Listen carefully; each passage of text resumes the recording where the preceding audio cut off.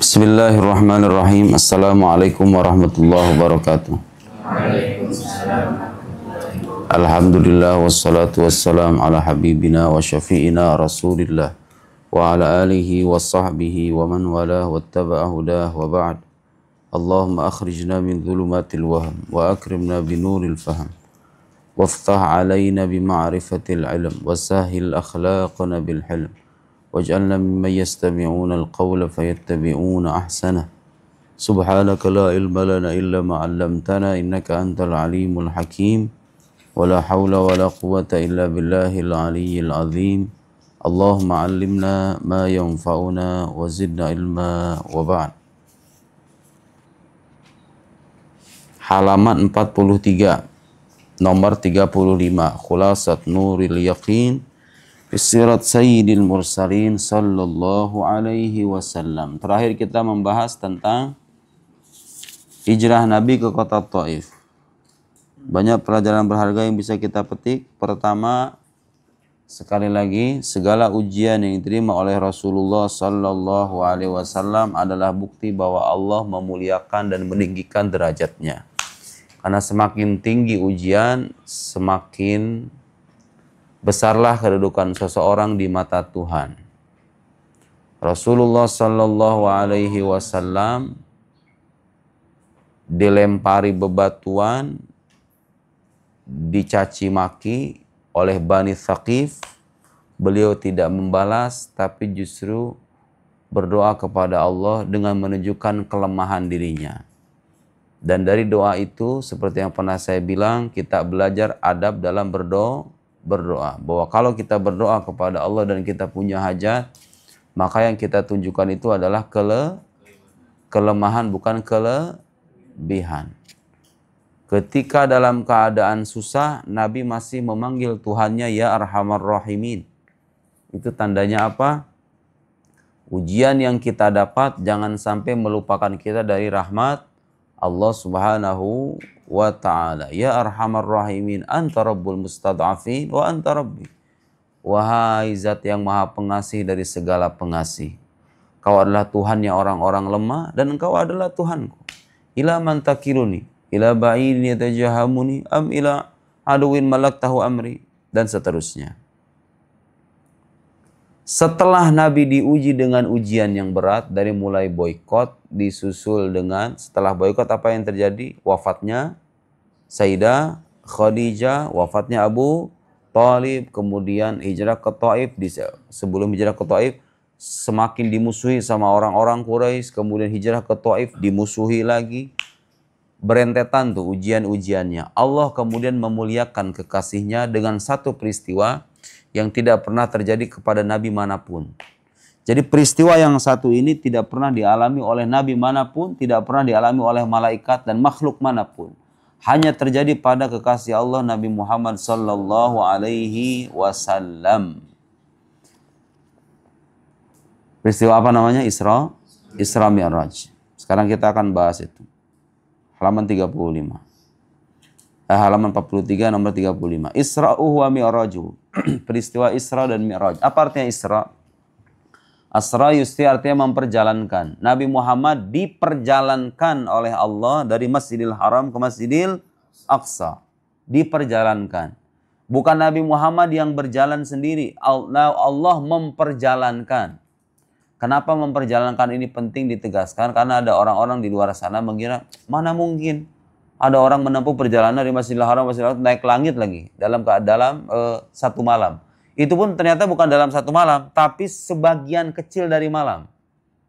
Dari mana itu bisa kita pahami? Dari ayat Al-Quran, Subhanalladzi asra bi'abdihi laylam minal masjidil haram ila masjidil aqsa. Kata laylan, sebagai ulama memahaminya sebagian malam. Jadi peristiwa Isra Mi'raj itu bukan satu malam kayak dari jam 6 sampai misalnya jam 4, enggak. Itu hanya sebagian kecil dari waktu malam. Sekarang kalau ditimbang dengan kebiasaan orang normal, kira-kira ada nggak orang menempuh perjalanan misalnya dari Rajang ke daerah Bekasi dah. Dalam hitungan misalnya 5 menit apa 10 menit. Kira-kira mungkin apa enggak? Menurut kebiasaan mungkin atau enggak? Enggak mungkin. Menurut kebiasaan, tapi menurut akal mungkin atau enggak? Kalau seandainya Allah mau memperjalankan, bisa saja. Jadi Isra Mi'raj itu bukan sesuatu yang mustahil menurut akal, tapi mungkin secara akal, hanya saja mustahil menurut kebiasaan. Dan memang mukjizat Nabi itu harus begitu. Mukjizat Nabi itu harus sesuatu yang bertentangan dengan kebiasaan. Sebagai bukti bahwa dia adalah sesuatu yang dihususkan oleh Tuhan. Jadi sekarang begini, kalau ada orang aku sebagai Nabi, apa bukti kenabian kamu? Bukti kenabian saya bisa masak nasi 1 kilo. Lah, semua orang juga bisa, ya kan? Apa bukti kenabian kamu? Bukti kenabian saya bisa mengendarai mobil dengan kecepatan 130 kilo. Semua orang juga bisa. Bukti kenabian kamu apa? Bukti kenabian saya bisa menghabiskan makan 5 piring dalam hitungan 10 menit. Tan Boykun juga bisa. Tahu Tan Boykun kan? Yang suka makan mukbang itu. Jadi orang itu biasa, hal-hal yang biasa. Hal-hal yang biasa itu nggak mungkin jadi bukti kenabian. Apa bukti kenabian kamu? Bukti kenabian saya bisa itu dari pagi sampai sore. Nah, semua orang bisa. Bukti kenabian itu harus sesuatu yang luar biasa yang berbeda dengan kebiasaan. Supaya apa? Supaya jadi bukti bahwa ini utusan Tuhan beneran. Nah, Nabi Muhammad SAW di antara mukjizatnya adalah Isra Mi'raj, diperjalankan. Jadi bukan Nabi Muhammad yang menginginkan perjalanan, tapi Allah memperjalankan. Dan Allah Maha Kuasa atas segala sesuatu. Berarti Isra Mi'raj itu mungkin atau enggak? Sangat mungkin, apalagi Allah yang ada di balik itu. Allah yang memperjalankan dan Allah Maha menguasai segala sesuatu. Itu namanya Isra. Mi'raj artinya apa? Naiknya Nabi Muhammad dari Masjidil Aqsa ke Sidratul Muntaha. Di sanalah beliau menerima perintah sholat. Ingat, dengerin. Isra Mi'raj itu bukan berarti bahwa Nabi itu datang ke langit, Allah nungguin di sono. Sowan ke Allah gitu. Berkunjung ke Allah. Allahnya ada di sana nungguin. Bukan. Itu namanya Sidratul Muntaha itu bukan tempat beradanya Allah. Sidratul Muntaha itu satu tempat khusus. Kita nggak tahu di mana. Yang jelas itu hal gaib. Satu tempat istimewa, tidak pernah dipersilahkan masuk ke tempat itu makhluk manapun. Allah memuliakan nabinya untuk memasuki tempat itu. Allahnya ada di mana? Allah tidak bertempat. Allah menyampaikan perintah sholat tanpa berada di sana. Karena Allah tidak bertempat. Kenapa Allah tidak bertempat? Karena kalau Allah bertempat berarti dia butuh kepada tempat. Jadi peristiwa Mi'raj itu bukan berarti Nabi Muhammad itu berkunjung ke Gusti Allahnya nungguin di sana. Enggak. Nabi Muhammad itu dimuliakan oleh Allah untuk sampai ke suatu tempat. Namanya Sidratul Muntaha. Itu tempat tidak pernah didatangi oleh makhluk manapun. Sengaja. Allah ingin menunjukkan kemuliaan kekasihnya. Datang ke sana. Dikasih perintah sholat. Jadi sholat itu salah satu kewajiban agama yang istimewa. Kenapa? Karena dikasih langsung ke Nabi yang paling mulia, di tempat yang mulia, di momen yang sangat mulia, yaitu peristiwa Isra Mi'raj, kepada umat sebaik-baiknya umat. Coba ingat, perintah sholat itu disampaikan oleh Allah Subhanahu wa Ta'ala kepada kekasihnya yang paling mulia, di tempat yang mulia, tidak pernah didatangi oleh makhluk. Kemudian apa lagi? Di momen yang mulia, yaitu peristiwa Mi'raj, kepada umat yang dikatakan khairu ummatin ukhrijat linnas, sebaik-baiknya umat. Perintah sholat. Yang lain, puasa, zakat, haji, ya kan? Gak diperintahkan secara khusus seperti itu. Meskipun itu kewajiban agama. Tapi sholat, makanya itu alasan kenapa sholat itu dalam keadaan kita sakit sekalipun masih wajib. Kalau ada orang sakit, panas, sakit demam, sakit mencret, sakit lambung doang, sampai nggak sholat. Astagfirullahaladzim. Jangan sampai ya. Sholat itu kewajiban agama yang dalam keadaan apapun, hatta kita sudah lumpuh sekalipun. Masih wajib apa enggak? Masih wajib. Gak bisa duduk, gak bisa berdiri dengan duduk. Telentang, berbaring, gak bisa semuanya. Ya gak mungkin kalau telentang gak bisa kan? Namanya orang sakit udah pasti telentang begini nih. Kayak gak bisa saya tapi gak bisa gerak tangan, gak bisa gerak kaki, gak bisa gerak. Nauzubillah udah stroke misalnya. Wajib dengan apa? Dengan isyarat. Itu sholat. Di sanalah beliau menerima perintah sholat. Jadi Allah memberikan perintah sholat bukan berarti Allah itu ada di sana. Karena Allah bukan makhluk. Kalau saya ngasih perintah ke kamu Irfan bersihin kelas sana. Dianya ada di sini, saya ada di sini. Berhadapan-hadapan, ya enggak? Kalau saya memerintahkan sesuatu kepada orang tertentu, itu biasanya itu ada kondisi di mana kita berhadap-hadapan, ya kan? Karena kita makhluk, kamu juga makhluk. Jadi kalau makhluk berkomunikasi, biasanya itu saling berhadap-hadapan. Allah bukan makhluk, berbeda dengan makhluk, berarti Allah tidak bertempat dan tidak berhadap-hadapan dengan Nabi Muhammad sallallahu alaihi wasallam. Yang jelas Allah Subhanahu wa taala memerintahkan atau menyampaikan perintah salat di sana tanpa Allah itu berada di sana. Sekarang begini, Al-Qur'an disampaikan ke Nabi Muhammad, Allah mewahyukan ke Nabi Muhammad. Allahnya ada di Mekah atau enggak? Hah? Nabi Muhammad menerima Al-Quran di mana? Di Mekah dan di Madinah. Waktu Nabi Muhammad menerima Al-Quran itu, di alam menerima wahyu Al-Quran, Allahnya ada di Mekah di Madinah atau enggak? Paham nggak maksud saya? Ya Allah ngasih perintah salat ke Nabi Muhammad, bukan berarti Allah itu ada di langit. Sebagaimana Allah ngasih perintah dalam Al-Quran, banyak kan dalam Al-Quran. Nabi Muhammad menerimanya di Mekah dan di Madinah, Allahnya nggak di Mekah, nggak di Madinah. Allahnya tidak bertempat. Dan cara Allah menyampaikan pastinya beda dengan cara kita. Bagaimana itu caranya? Allahu a'lam. Yang jelas Allah laisa kamitslihi syai', tidak diserupai oleh makhluk. Penting gitu ya. Jadi Isra Mi'raj itu tidak menunjukkan bahwa Allah itu ada di langit. Tidak ada dalil yang menyebutkan bahwa Allah itu ada di langit dan Muhammad datang ke sana bercakap-cakap dengan Allah, Allahnya ada di langit. Enggak.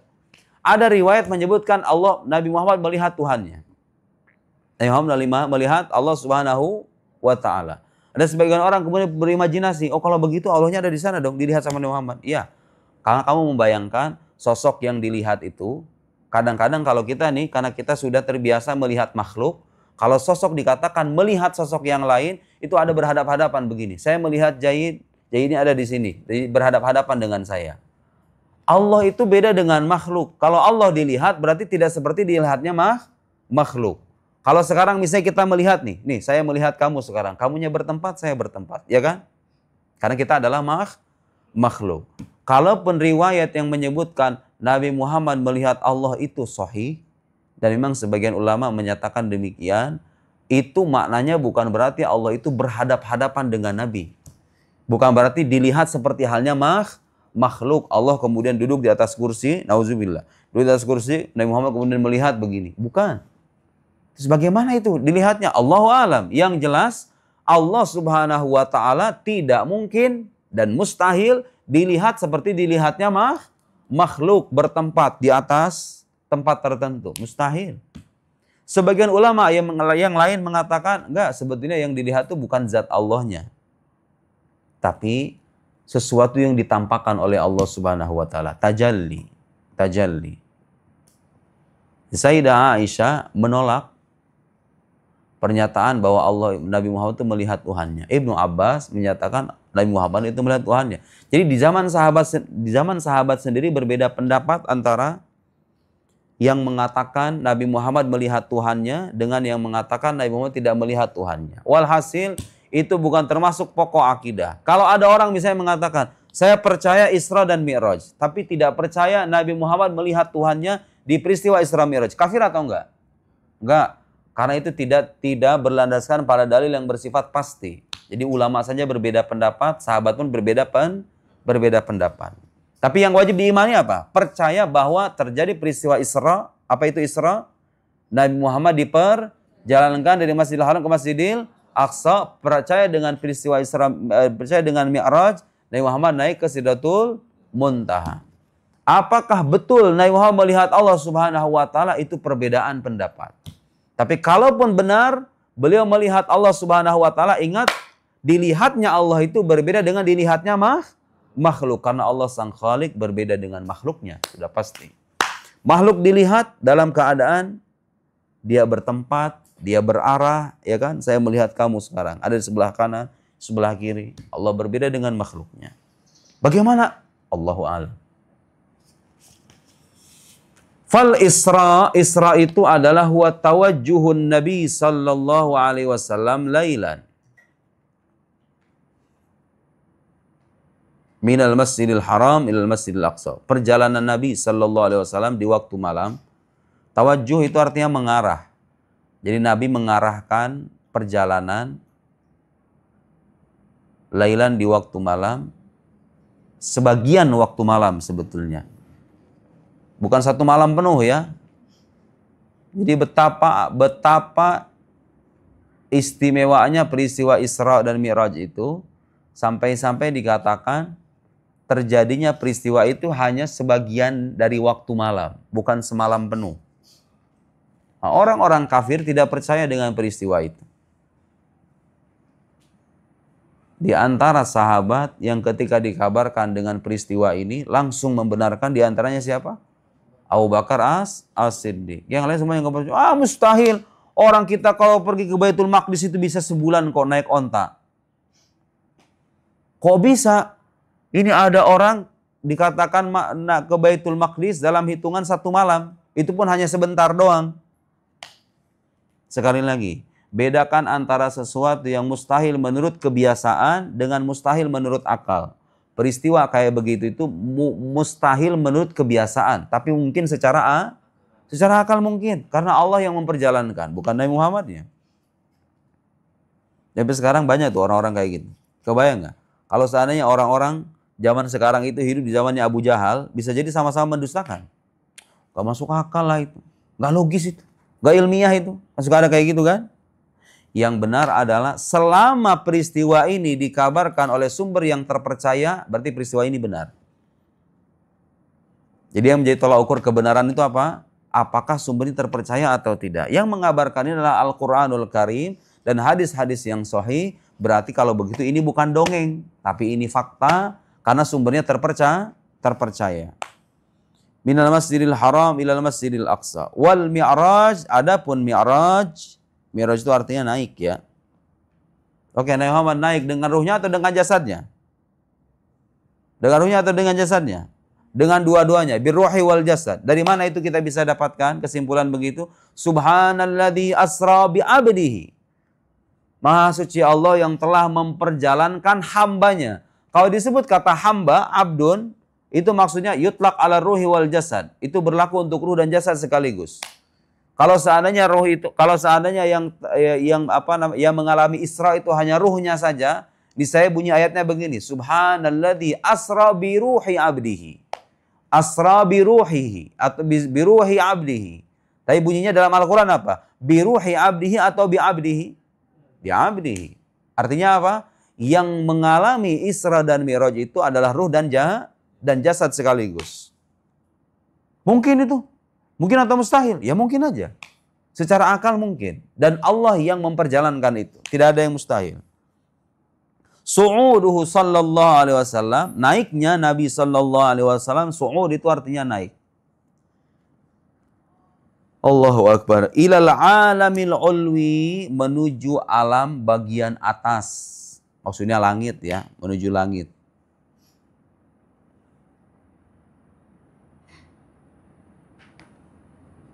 Wa fihi furidatis shalawatul khams. Dan di sana diwajibkan salat 5 waktu.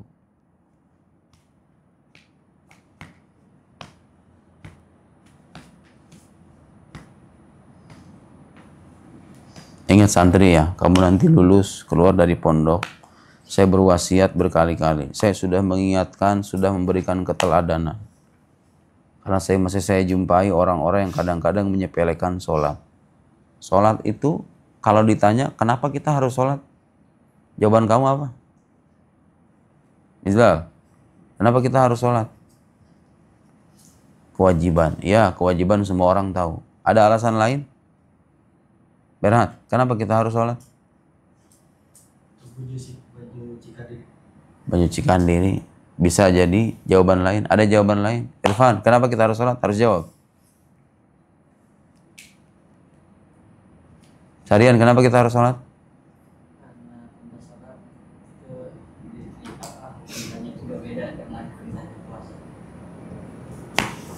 Bisa jadi jawab. Sofi, kenapa kita harus sholat?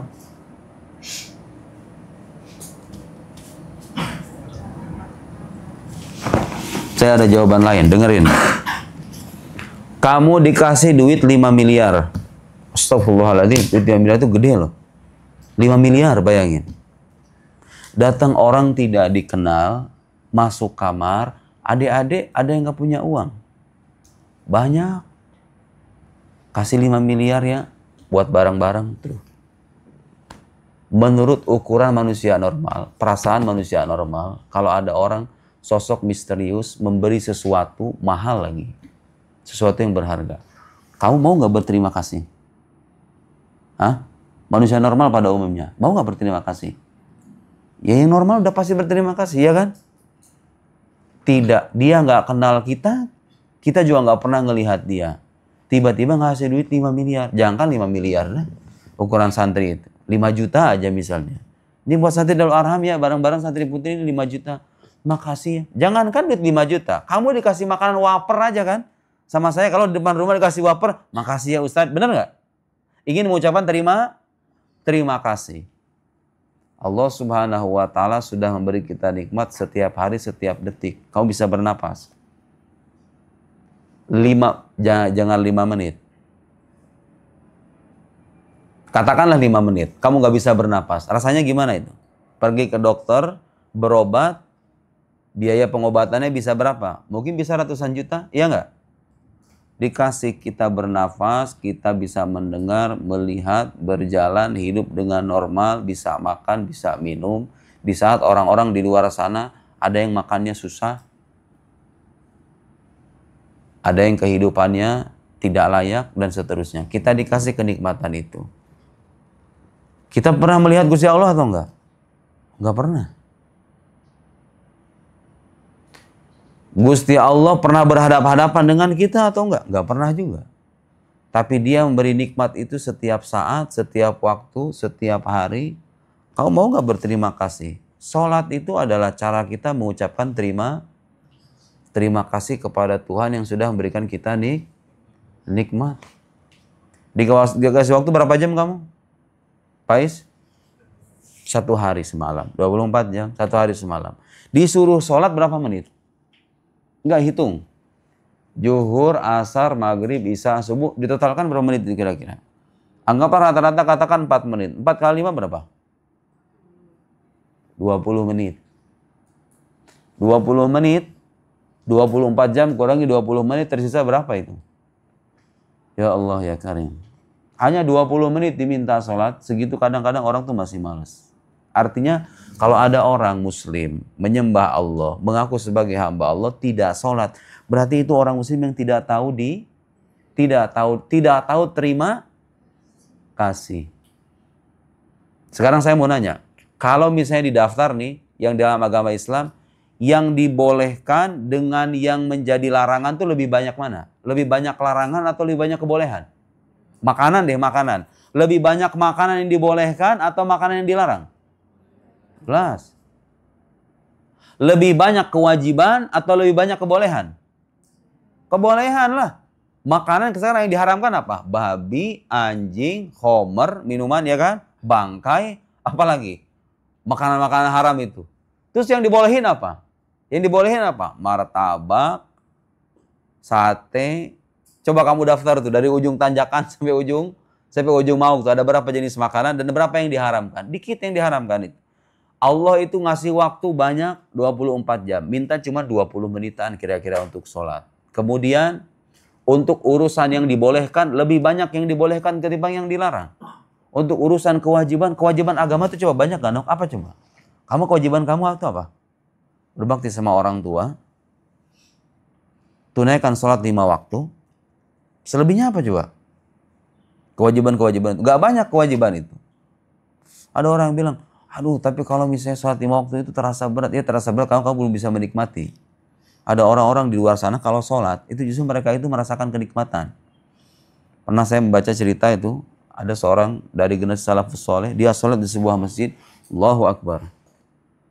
Dalam posisi dia sholat, kubah masjid itu jatuh. Kudu berat begitu. Orang-orang semuanya langsung nih, ada apa itu, ada apa? Orang pada rame semuanya. Dia sendiri sholat lagi begini. Gak sadarkan diri. Setelah saya sholat, Assalamualaikum, Assalamualaikum. Lihat orang berkerumun di belakang dia. Tahu-taunya kubah itu jatuh di samping dia sendiri. Dia gak sadar dengan keadaan semacam itu. Itu orang-orang yang sudah menikmati sholat. Ada orang-orang yang merasakan sholat itu sebagai kebutuhan. Bukan hanya kewajiban. Kebutuhan apa? Kebutuhan rohani. Manusia itu pada akhirnya harus memenuhi kebutuhan rohaninya, kebutuhan jasad kita, makan, minum, olahraga dan seterusnya. Kebutuhan rohani kita apa? Berzikir, mencari ilmu, menyimak nasihat, berkumpul dengan orang-orang soleh dan seterusnya. Jadi sholat itu salah satu cara kita memenuhi kebutuhan rohani kita sekaligus berterima kasih kepada Allah Subhanahu wa Ta'ala. Kalau kamu tahu diri. Kalau yang nggak tahu diri, biasanya nggak sholat. Dikasih nikmat banyak, tapi nggak mau berterima kasih. Itu persis kayak begitu. Coba, menurut kamu pantas nggak? Ada orang dikasih duit, kira-kira langsung ngelewas begitu aja. Tanpa mengucapkan alhamdulillah, mengucapkan terima kasih dan seterusnya. Nggak pantas. Di sisi lain apa? Kata Nabi apa? Masalus sholawatil khams kamathali naharin ghamrin azbin. Contoh perumpamaan sholat 5 waktu itu seperti halnya sungai yang deras, airnya bersih, airnya segar. Airnya segar, airnya deras. Kamathali naharin ghamrin azbin. Bibabi ahadikum. Yang terletak di pintu rumah kalian. Rumah salah seorang di antara kalian. Kamu keluar rumah, di depan rumah kamu itu ada sungai deras, airnya bersih. Yaktahimu fihi khamsa marrat kulla yaum. Kulla yaumin khamsa marrat. Orang itu masuk ke dalam sungai itu sebanyak 5 kali dalam sehari. Terus Nabi nanya sama sahabatnya, kira-kira masih ada kotoran atau enggak? Kata jawaban sahabat, la syai', enggak ada lagi. Kalau orang mandi sampai 5 kali di sungai yang deras, airnya bersih, bening. Masih ada kotoran? Enggak. Begitulah kata Nabi, kadzalika shalawatul khams tudhibudz dzunub kama yudhibul ma'ud daran. Salat 5 waktu itu, kata Nabi sallallahu alaihi wasallam, menghilangkan dosa sebagaimana air menghilangkan kotoran. Jadi Allah mewajibkan kita sholat, tujuannya apa? Mencuci. Mencuci diri kita dari dosa. Mau kamu dicucikan dari dosa nggak? Siapa yang nggak mau? Siapa yang nggak mau? Jadi orang-orang yang malas sholat itu ada berapa kemungkinan? Ima dia nggak paham agama. Atau dia paham agama tapi malas dan tidak tahu diri di hadapan Tuhannya. Itu orang yang nggak mau sholat. Hanya hitungan menit, dikasih waktu 24 jam, gak mau sujud, gak mau ruku, gak mau bertakbir, itu orang gak tahu diri. Ya, santri, saya sudah menyampaikan. Allahumma qad ballagt.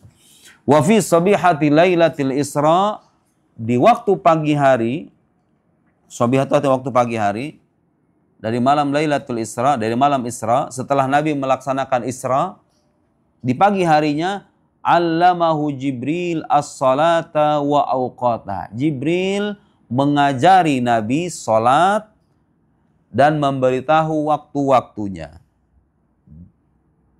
Memberitahu waktu-waktunya. Gak boleh diubah-ubah. Salat 4 rakaat zuhur, ya sudah 4 rakaat. Oh enggak, saya kurang puas, Ustaz, 8 rakaat aja. Ada tambahannya. Tambahannya apa kalau zuhur itu? Salat qabliyah dan ba'diyah, enggak usah ditambah-tambah zuhurnya. Nah itu namanya bid'ah yang gak boleh itu begitu, no. Bid'ah yang haram, yang sesat itu begitu.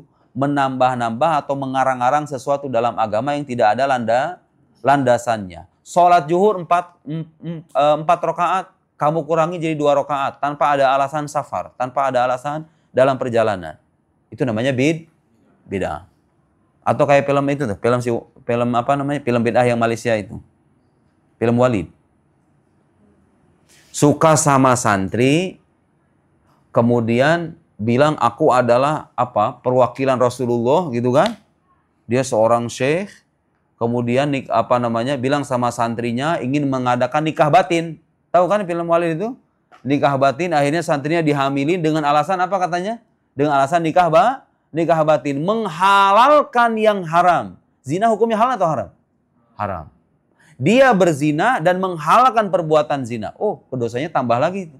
Nah, itu namanya bid'ah yang terlarang. Adapun kalau ada hal baru, ada landasannya dalam Al-Quran, ada landasannya dalam sunnah Nabi. Maka tidak termasuk bid'ah yang tercela. Contohnya kayak apa? Bikin mushaf. Bikin mushaf. Di zaman Nabi ada mushaf Al-Quran atau enggak? Di zaman Nabi ada enggak? Kamu jangan bayangkan Nabi itu dulu baca Al-Quran dan sama sahabatnya kayak kita ngaji sekarang. Ada mushaf Al-Baqarah, An-Nisa, Al-Imran gitu. Enggak. Di zaman Nabi itu belum ada mushaf. Mushaf itu baru ada kapan? Zaman Sayyidina Abu Bakar As-Siddiq. Kemudian nanti dikumpulkan lagi zaman Sayyidina Utsman bin Affan. Makanya mushaf yang kita sekarang itu namanya mushaf Utsmani. Dinisbatkan kepada Sayyidina Utsman. Jadi mushaf itu zaman Nabi nggak ada. Itu bid'ah atau nggak bikin mushaf? Bid'ah. Bid'ah yang bagus. Dilarang atau nggak dalam agama? Nggak dilarang. Karena itu bagian dari menjaga kalam ilahi. Jadi kalau ada orang bilang, segala sesuatu yang tidak ada di zaman Nabi, maka terlarang. Lah mushaf itu nggak ada di zaman Nabi. Mushaf tidak ada di zaman Nabi. Tapi kenapa para sahabat bukan mushaf? Menjaga kalam Allah Subhanahu wa ta'ala. Dan itu janji Allah Subhanahu wa ta'ala. Inna nahnu nazzalna dzikra wa inna lahu lahafidun. Apalagi hal-hal baru yang dalam agama yang tidak tercela. Jadi bedakan, ada hal baru dalam agama, nggak ada dalil dalam Al-Quran, nggak ada dalil dalam Sunnah. Bertentangan dengan Al-Quran dan Sunnah. Kayak tadi itu, menghalalkan yang haram. Zina dengan alasan nikah batin, kemudian diembel-embeli dengan jampe-jampe agama, begitu. Itu bid'ah namanya. Kau menghalalkan. Bernikahan non-muslim, laki-laki dengan seorang muslimah, boleh atau enggak? Kalau ada laki-laki Kristen, perempuannya muslimah, boleh atau enggak? Haram. Sama kamu dihalalin. Sama kamu dihalalin dengan alasan-alasan begini. Itu namanya bid'ah. Bid'ah yang tercela itu begitu. Manakala ada kullu bid'atin dhalalah wa kullu dhalalatin finnar, bid'ah yang dimaksud bid'ah kayak gitu tuh. Bid'ah yang memang bertentangan dengan syariat. Adapun bid'ah atau hal baru yang ada dalilnya dalam Al-Quran, ada dalilnya dalam Sunnah, prakteknya nggak ada di zaman Nabi, maka itu boleh. Contoh lain apa? Maulid Nabi. Kita kumpul-kumpul, kemudian baca berzanji, baca puji-pujian kepada Nabi, bagi-bagi kue, bagi-bagi makanan, menyantuni anak yatim dan seterusnya. Di zaman Nabi praktek kayak begitu nggak ada. Tapi ada dalilnya nggak memuji Nabi itu dalam Al-Quran? Ada. Allah yang memuji Nabi Muhammad, ya kan? Jadi bedakan, ada hal baru yang tidak ada dalilnya, hal baru yang bertentangan dengan Al-Quran, dengan hal baru yang memiliki landasan dalam Al-Quran dan Sunnah. Menambah rakaat sholat 5 waktu. Ada dalilnya atau enggak? Ada dalilnya atau enggak? Menambah rakaat sholat. Enggak ada dalilnya. Itu ibadah mahdhu, enggak boleh diotak-atik. Jadi kalau ada orang menambah-nambah atau mengurang-urangi hal yang sudah dibakukan itu namanya bid'ah. Tahlilan. Bid'ah atau enggak? Bid'ah itu ada bid'ah hasanah, ada bid'ah sayyi'ah. Bid'ah hasanah itu bid'ah yang baik, bid'ah sayyi'ah bid'ah yang buruk. Tahlilan bid'ah atau bukan? Bid'ah karena nggak ada di zaman Nabi. Tapi itu bid'ah yang hasanah, bid'ah yang baik. Sholat tarawih berjamaah. Kayak orang-orang sekarang itu. 20 rakaat. Sementara Nabi dalam sebuah riwayat dikatakan beliau itu kalau sholat tarawih kadang-kadang di rumah. Sendirian. Yang punya inisiatif mengadakan sholat tarawih secara berjamaah itu pada mulanya Sayyidina Umar bin Khattab. Artinya itu bid'ah. Tapi bid'ah yang bagus atau bid'ah yang jelek itu? Yang bagus. Soalnya begini, kalau tarawih itu dipersilakan sendiri-sendiri di rumah-rumah, itu saya yakin. Nggak pada sholat itu sebenarnya di rumah itu. Pada main HP, ya nggak? Itu Sayyidina Umar punya inisiatif, dan itu sunnah sahabat. Sunnah sahabat, dan Nabi mengatakan, alaikum bisunnati wa sunnatil khulafai rasyidin al-mahdiyyin min ba'di. Kalian hendaknya berpegang teguh kepada sunnahku dan sunnah pada khulafaur rasyidin. Termasuk Sayyidina Umar bin Khattab. Umar bin Khattab punya inisiatif mengumpulkan orang-orang muslim sholat tarawih berjamaah. Bid'ah, tapi bid'ah hasanah, bid'ah yang baik. Jadi nggak semua hal baru dalam agama itu terlarang. Mengadakan Isra Mi'raj, biasanya bulan Rajab ya kan, orang Indonesia ngundang kiai ini, kemudian ngundang ini, ngundang itu, mengadakan acara dengan penampilan ini, penampilan itu, boleh atau enggak? Bid'ah atau bukan itu? Bid'ah. Tapi bid'ah hasanah atau sayyi'ah? Bagus, pintar. Wallahu a'lam bissawab. Allahumma salli afdhalas salatin ala as'adi makhluqatika sayyidina Muhammad wa ala alihi wa sahbihi wa sallim adada ma'lumatika da kalimatika kullama dzakaraka dzakiruna wa ghafala an dzikrikal ghafilun. Subhanakallahumma bihamdik asyhadu an la ilaha illa anta nastaghfiruka wa natubu ilaik. Wa sallallahu ala sayyidina Muhammad wa ala alihi wa sahbihi wasallam. Wassalamualaikum warahmatullahi wabarakatuh.